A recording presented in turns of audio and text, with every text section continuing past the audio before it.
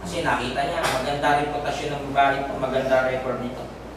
Ganito pala ang pinagdaanan nito sa buhay na minahal niya ang kanyang biyenan sa kabila ng namatay ang kanyang asawa.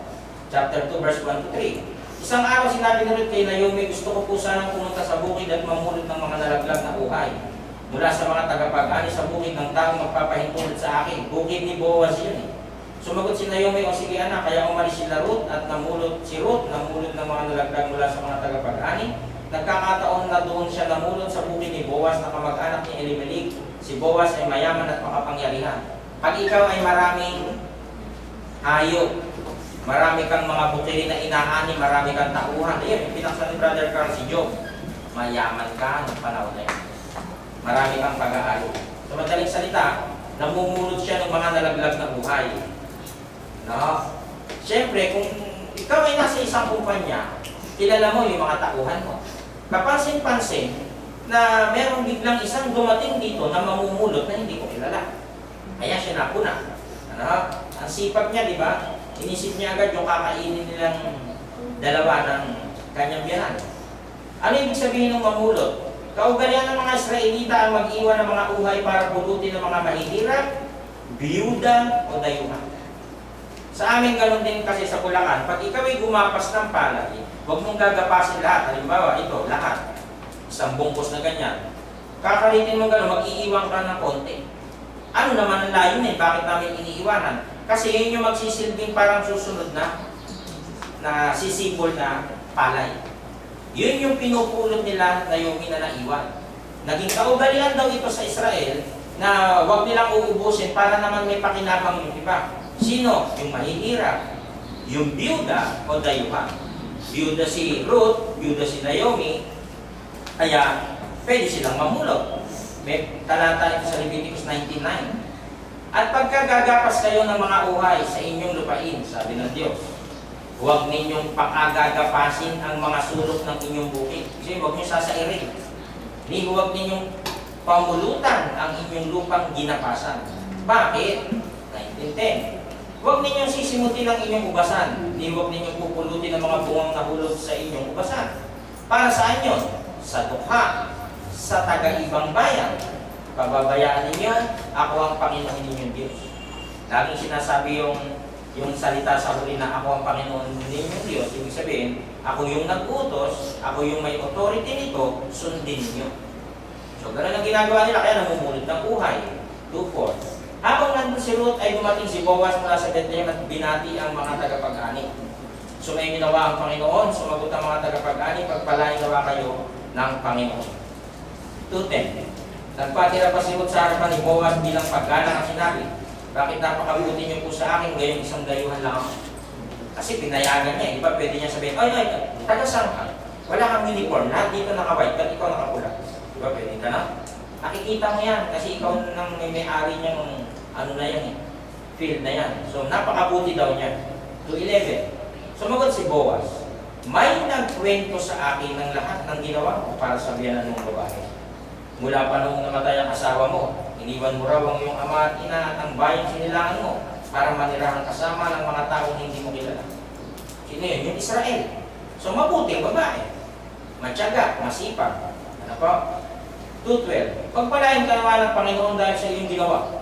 Malaking gantimpala na ba matanggap mo mula sa Panginoon, ang Diyos ng Israel, na siyang pinagkanlungan mo. Diba? Mula dun sa pagsamba sa Diyos-Diyos, napunta siya rin sa tunay na Diyos ng Israel. 2:17. Kaya namulat si Ruth ng mga nalaglag na uhay at hanggang sa lumubog ang araw.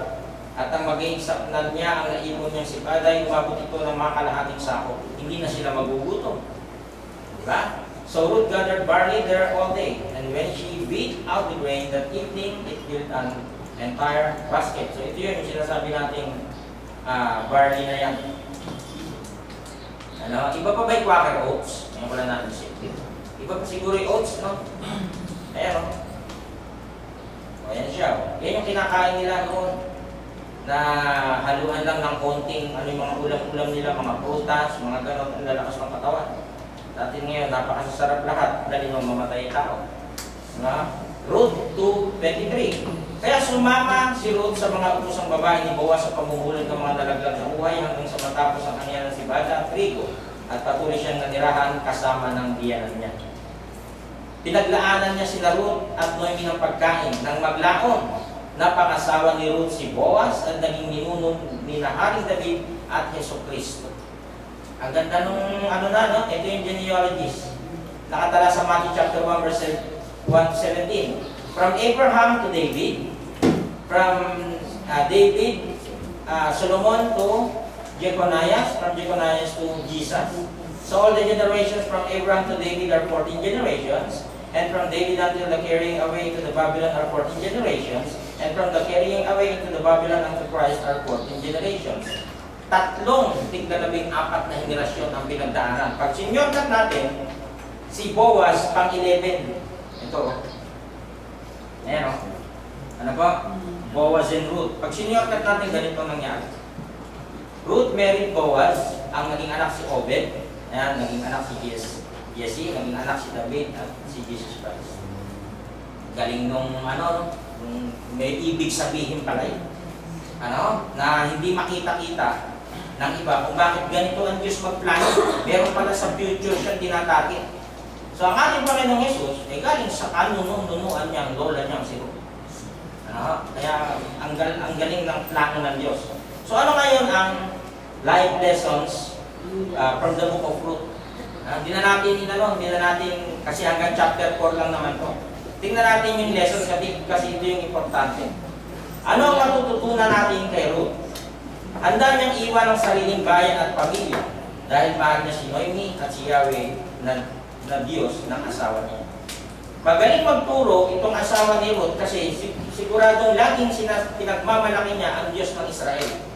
Kaya napakahalaga sa mga lalaki na sabihin ito sa inyong mga kabiyak. Na dapat yung ating Diyos na kinikilala, ito din yung karugtong ng Diyos na ito na binabanggit.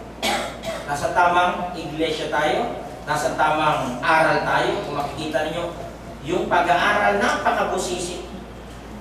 Hindi niyo napansin, hindi ako gumagamit ng mga talat. Ang inilalabas kong talata, pag binilang mo, nasa 50 mahigit. Kaya pag ako nagturo, mabuburing ka pagka hindi ka nagpakita ng pagka-interest. Kasi yung iba, gumagamit lang ng kaunting talata, 5-3, okay na yun, uubusin na yung oras. Ako hindi. Hindi ako nagyayabang. Kung baga ang sinasabi ko, pagdating sa pag-aaral at paghahayag ng katotohanan, sabihin natin lahat yung nakalagay itong informasyon. Huwag na yung manggaling dito sa atin. Doon na, sa nakasulat na yun. So ang ganda, handa niyang iwan lahat, pati yung kanyang sariling bayan at pamilya. Isang mahusay na babae si Ruth. Masipag siya, tapat, hindi nang iiwan, kahit mahirap man ang sitwasyon. Laban sa buhay. Ano po, ang kanyang ipinakikita, hindi tayo dalawa magugutom. Kaya ganun yung salita niya, kung saan kayo mamamatay, mamamatay ako. Kung saan kayo pupunta, pupunta ako. Kung saan kayo ililibing, ililibing ako. Parusahan na ba ako ng Panginoon? Sa sinabi kong ito kung hindi ko tutuparin. Parang ganun yung ibig niya sabihin. At pagdating nila doon, anong una niyang hinanap? Di ba pagkain nilang magbiyanan? Napakabuti niyang babae. Kaya swerte ang mapapangasawa nito. Yun nga si Boaz. Nabuhay si Ruth sa panahon ng mga hukom. Naging asawa niya ng isa sa 2 anak ng isang pamilyang Israelita na nanirahan sa Moab. Ngunit may isang yugto sa kanilang buhay na ang kanyang biyanan. Ang kanyang asawa at ang nag-iisang kapatid na lalaki ng kanyang asawa ay namatay lahat. Pansinin natin yung naka-highlights. Ganyan ba nangyayari sa inyo, mga kapatid? Meron bang isang yugto sa inyong buhay na mapait? Yan. Ito ngayon yung practical application. Pag dumating po ba ito sa ating mga pamumuhay, susuko na rin tayo. Ito nga si Ruth, papakita sa atin ng kanyang karanasan sa araw na ito. Nakapupulutan natin ang aral. Ano po? Sinabi ni Naomi na pinapait ng Diyos ang aking buhay. Ibig sabihin, hindi naging maganda yung kanyang kapalaran. Pero sa kabila nun, merong natitirang isang kayamanang iniwan sa akin na hindi ako iniwanan. Sino? Si Ruth.